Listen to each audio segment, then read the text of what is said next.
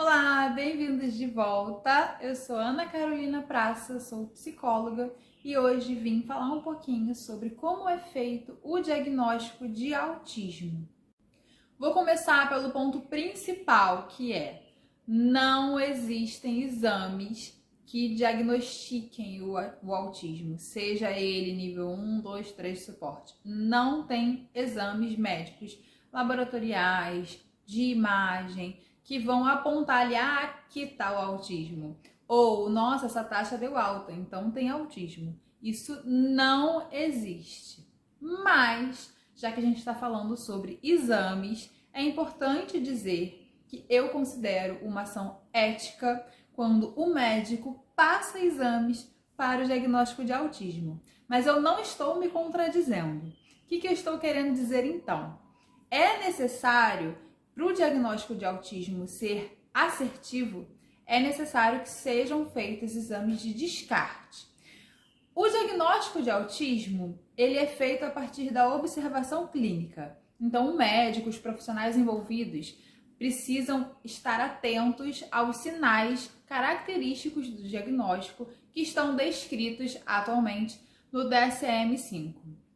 DSM-5 é tipo um manual lá de vários transtornos, de várias doenças, que vem descrevendo os sintomas de cada quadro, inclusive do TEA, né, do transtorno do espectro do autismo, falando sobre em que ambientes aqueles sintomas têm que aparecer, a partir de quantos anos, durante quanto tempo, enfim, vem lá todos os critérios diagnósticos. Os profissionais envolvidos, eles precisam saber aquilo muito, profundamente, para poder olhar para aquela criança, para aquela pessoa e analisar se é possível ou não realmente aquele indivíduo estar dentro do espectro. Nesse sentido, os exames passados, eles funcionam como um descarte.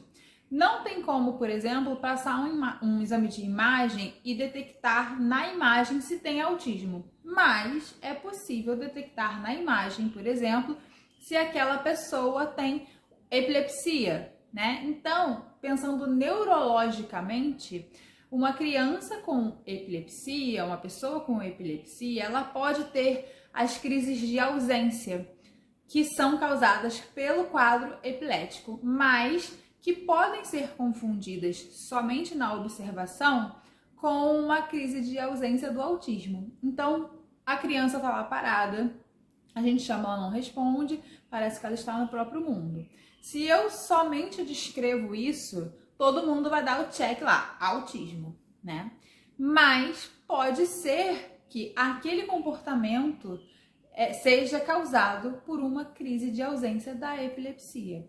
Então, para o diagnóstico ser assertivo, a gente precisa examinar tudo que dá para a gente descartar, por isso chamo de exames de descarte, para a gente descartando o que é fácil de ver, tipo, ok, eu olhei aqui essa imagem, não tem nenhuma alteração, não tem epilepsia, então já descartei isso. Então, se a criança tem um comportamento de uma crise de ausência, eu já vou saber que pode de fato ser relacionado a um diagnóstico de autismo ali, possivelmente.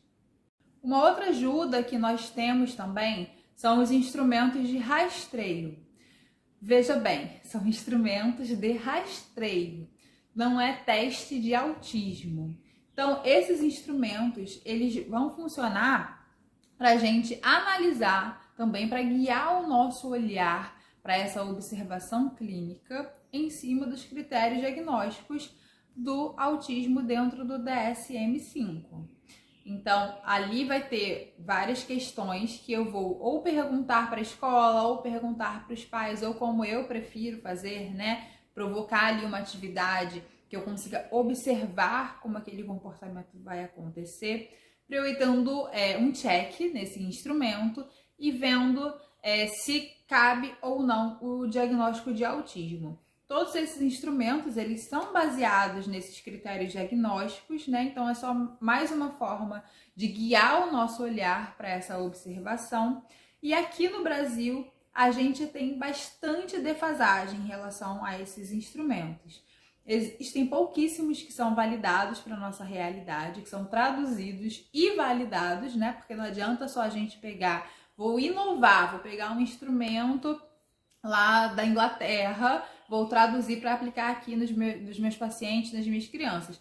Isso não é fidedigno, porque os instrumentos para serem validados, eles precisam estar traduzidos e validados para a nossa realidade, para a nossa cultura, para o que a gente vive aqui, que não é a mesma coisa do que as crianças da Inglaterra vivem lá.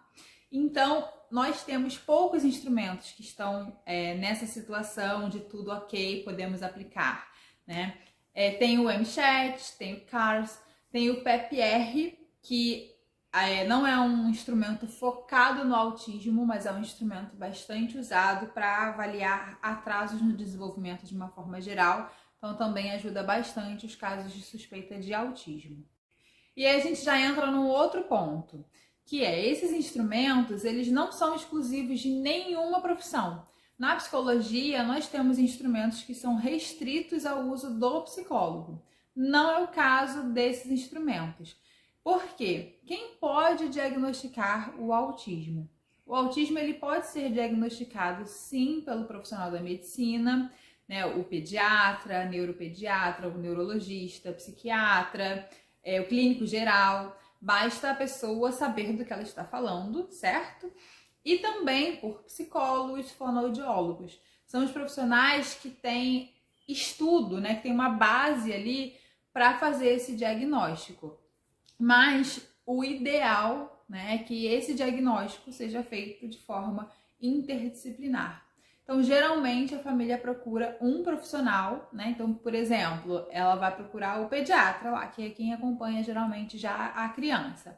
Então, ela vai procurar o pediatra, vai falar das suspeitas dela. O pediatra pode fazer um instrumento de rastreio, uma entrevista ali para ver os primeiros sintomas que a família está relatando, as primeiras observações que ela vai fazer com a criança ali no consultório, mas precisa, né, pedir, dependendo dos sintomas relatados, uns exames de descarte, já que ele é profissional da medicina, então ele pode pedir esses exames e encaminhar, assim, tá com um atraso na fala, então eu vou pedir uma avaliação fonoaudiológica, tá apresentando uns comportamentos inadequados, então vou pedir uma avaliação psicológica. E assim vai, né? Com todos os profissionais, cada um avaliando ali a sua especialidade, para juntos fecharem um diagnóstico. Em termos de direitos aqui no Brasil, então, por exemplo, eu quero dar entrada no BPC, né? O benefício de prestação continuada, ou eu quero ter direito ao mediador na escola, eu quero ter direito a IPI reduzido, enfim, em termos de direitos legais aqui no Brasil, o laudo que esses órgãos pedem precisa estar carimbado por um profissional da medicina. Mas um profissional da medicina sozinho, ele é capaz de emitir esse laudo, mas não é o ideal. O ideal é que sejam consultadas outras especialidades, conforme eu expliquei. E diante de toda essa complexidade, para ser emitido um diagnóstico, é importante desconfiar de profissionais, seja ele de qualquer especialidade, médicos, psicólogos, enfim, que vão emitir esse laudo em apenas um encontro ou em sessões curtas, porque é muito complexo. Olha quantos pontos envolvem. E assim, como psicóloga, por exemplo, tem instrumentos ali que de repente em uma sessão eu faço, mas não é o suficiente para eu colocar lá que a criança está dentro ou não do espectro autista. Primeiro e principal motivo é porque naquele dia a criança pode não estar num bom dia. Então ela vai se recusar a fazer as tarefas, ela vai fazer de qualquer jeito, ela vai fingir que não está me ouvindo. E se eu for considerando isso, eu posso emitir lá um relatório bastante enviesado, bem contaminado pelo humor do dia da criança. Então, isso eu tô falando só da minha avaliação. Imagina o tempo para conseguir os exames de descarte, para avaliar outras áreas que não sejam próprias da psicologia, como a linguagem, por exemplo. Então, é um processo demorado.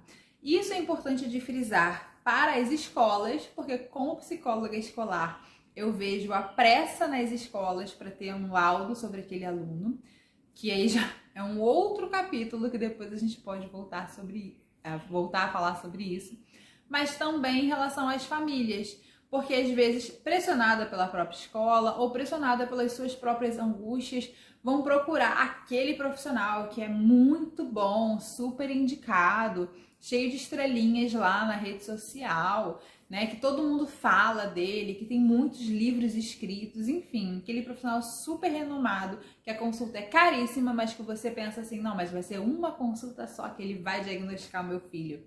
Você investe esse dinheiro, investe esse tempo e, mais importante, investe a sua expectativa nesse processo e pode ser um processo bastante falho se for realmente uma consulta só, se for realmente, em alguns casos, né, famílias já me falaram de processos diagnósticos em que o médico nem viu a criança, só pegou o instrumento de rastreio que eu falei, fez uma entrevista com a família e carimbou lá o laudo.